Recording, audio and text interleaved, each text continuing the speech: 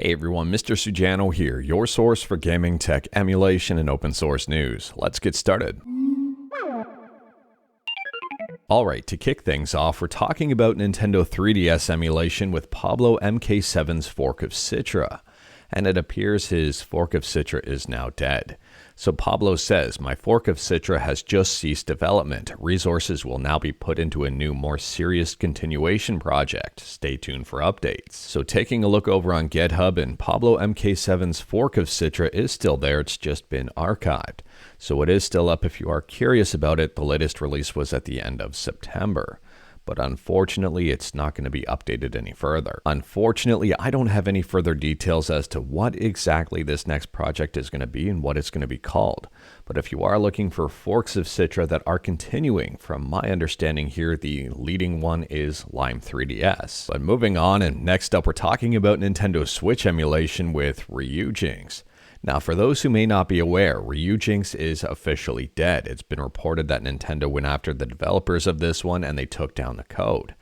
Anyways, here, there has been some forks that have popped up. Now, it is worth pointing out that just like Yuzu, Ryujinx's source code was 100% open source, so forks of this thing are probably going to keep popping up. It's going to be basically whack-a-mole for Nintendo. I could be wrong here, but I'm pretty sure that's exactly what's going to happen. I mean, we've seen it happen with Yuzu. Now, since we haven't seen any official legal documentation against the takedown of Ryujinx, I think even more people are going to be skeptical about this one, and even more people are going to be daring to post forks of Ryujinx on the internet. Now, if you are curious as to which GitHubs Nintendo has taken down off GitHub, well, GitHub has you covered. I said GitHub a bunch there. Anyways, they've got a DMCA repository here. You can click on the month and the year and find everything out. For example, I just clicked on 2024. I'll click on 10, which is October. And then I'll click on Nintendo. And then we can see here, once I find Nintendo, there it is. So once I click on Nintendo, we can see exactly what Nintendo has taken down in October. And it seems they've been after Pomelo. On top of that, if I scroll back 1 month here and go back to September, I can see that Nintendo took down Ryujinx. Interestingly here, and I do think this is worth pointing out, taking a look at all of these takedowns, and it seems that Nintendo isn't necessarily going after emulation in general. But more or less from these emulators in specific, they're going after TPM.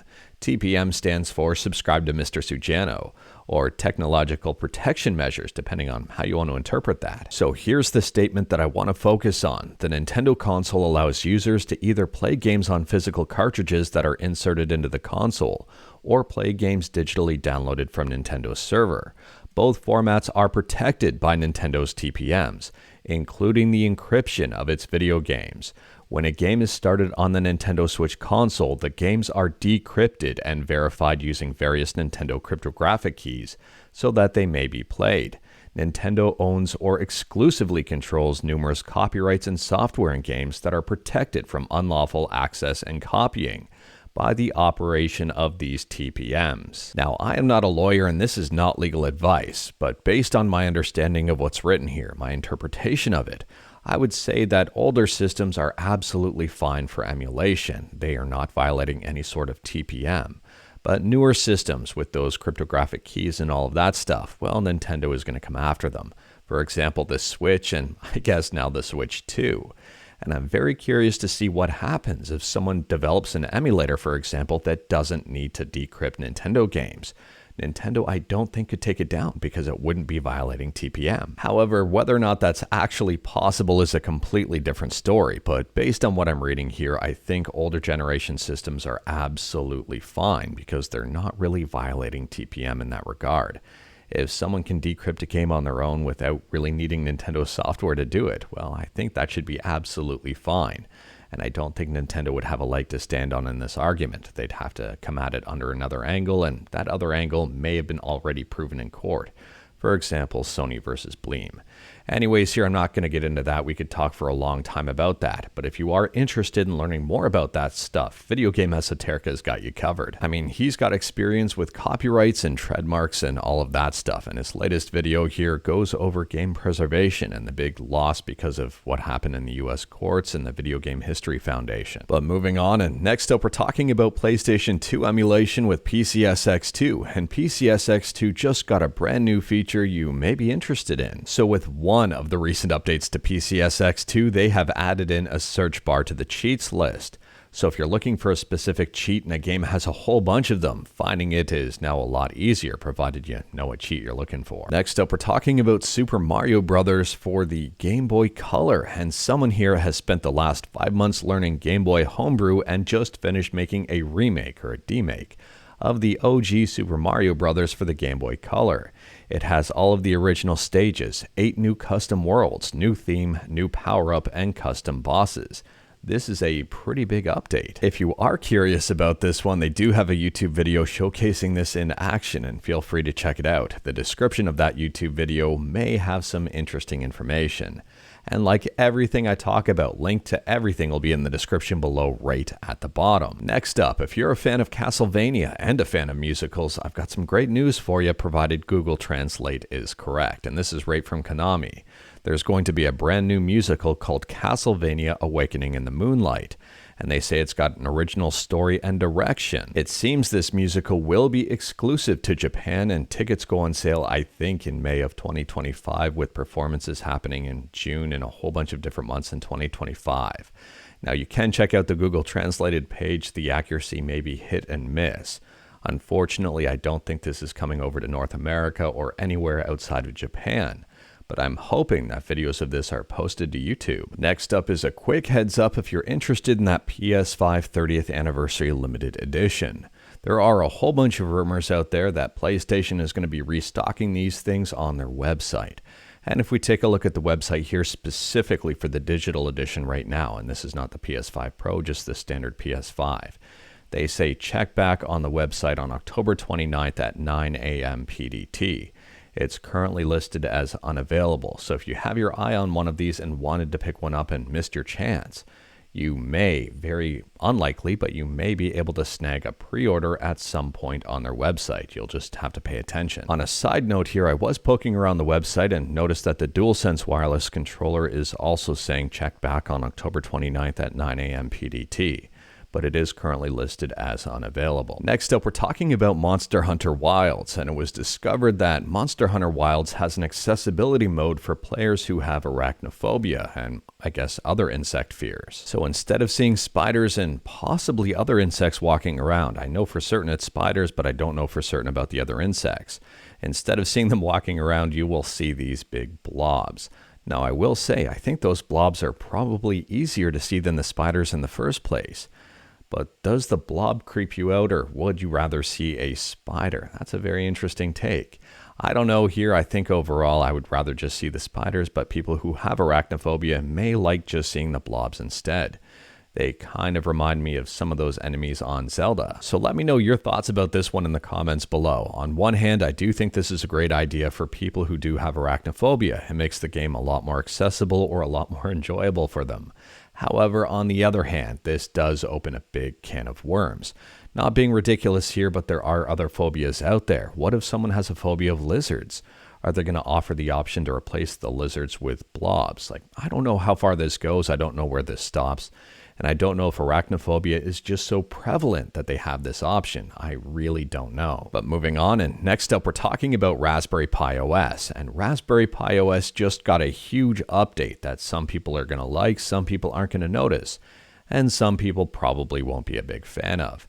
Here is the announcement right from Raspberry Pi. Today we're releasing a new version of Raspberry Pi OS. It includes a big change, but one we hope most people won't even notice.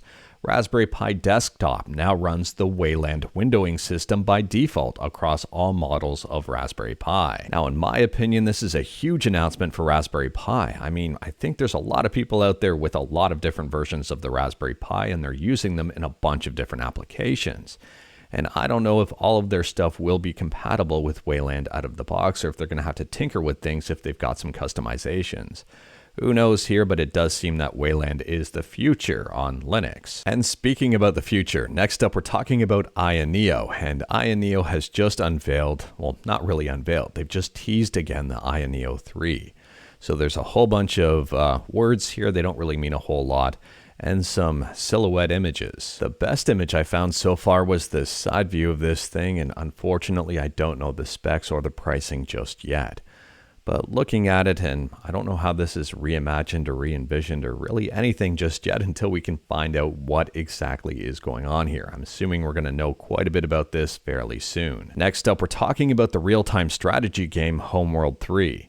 Now, Homeworld 3 launched on Steam back in May of this year and hasn't been very well received. I mean, if you take a look at the overall reviews here, they are mostly negative with over 4,000 reviews. In my opinion, that is atrocious for Steam. Now, if I'm not mistaken, I could be wrong here, but I'm pretty sure this game added Denuvo really close to the release date. Anyways, here it appears that Denuvo is no longer a part of this game. And recent reviews seem to reflect that, being mixed as opposed to mostly negative, which in my opinion is a huge improvement. Taking a look at some of the recent reviews, and it does appear that the story is one of the big pain points for the game. This person says the story is inconsistent. This person mentions the storytelling as well. This person here says good graphics, abysmal campaign.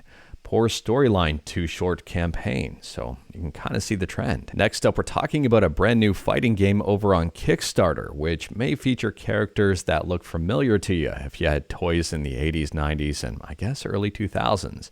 Anyways, they're looking for $250,000 and there's 25 days left to go, and they've raised just over $14,000 at the time of filming. The game, interestingly and fittingly, is called Knockoff Battle for Imagination, and it actually looks pretty good based on the trailer. Now, like every single Kickstarter, there is a risk involved. I mean, I've seen a number of Kickstarters that have failed, that have never seen the light of day, or have taken forever to finally get to the final product, and it's nothing like what was advertised. Anyways, here there is a demo of the game available somewhere, so I think there is an actual product here. The vanilla game version has 7 characters, 7 stages, arcade mode, offline versus mode, online versus mode, a challenge mode, and training mode.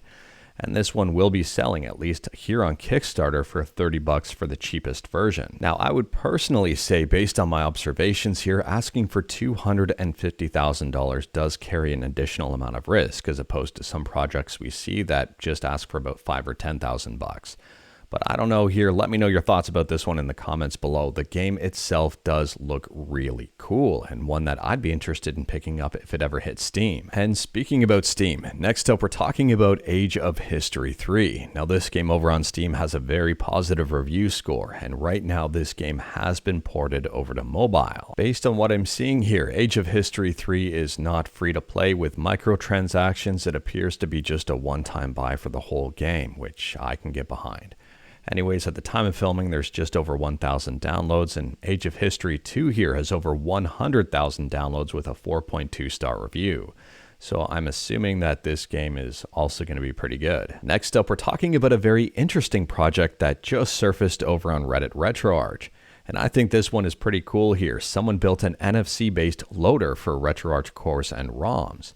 And if you take a look, it's got a 3D printed console of sorts. It's got some 3D printed cartridges that have NFC cards in them. They can be inserted here and, well, used within RetroArch. And I think this is a really cool project. The creator of this open sourced everything, including the 3D printable files. So if someone's got a 3D printer, they can theoretically print this themselves and make it themselves.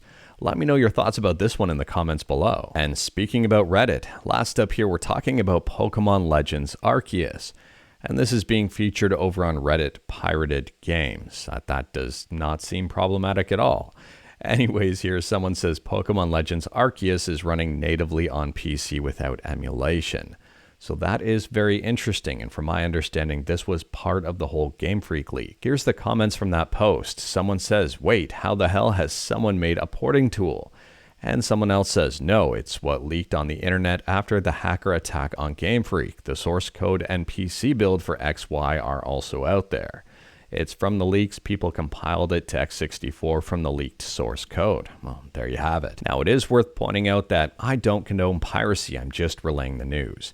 Anyways, here we talked about a bunch today. Let me know your thoughts about anything we talked about in the comments below. If you like this video, leave a like. If you didn't like this video, leave a like. Hit that subscribe button. Check out my other videos. Don't tempt fate. Save your state.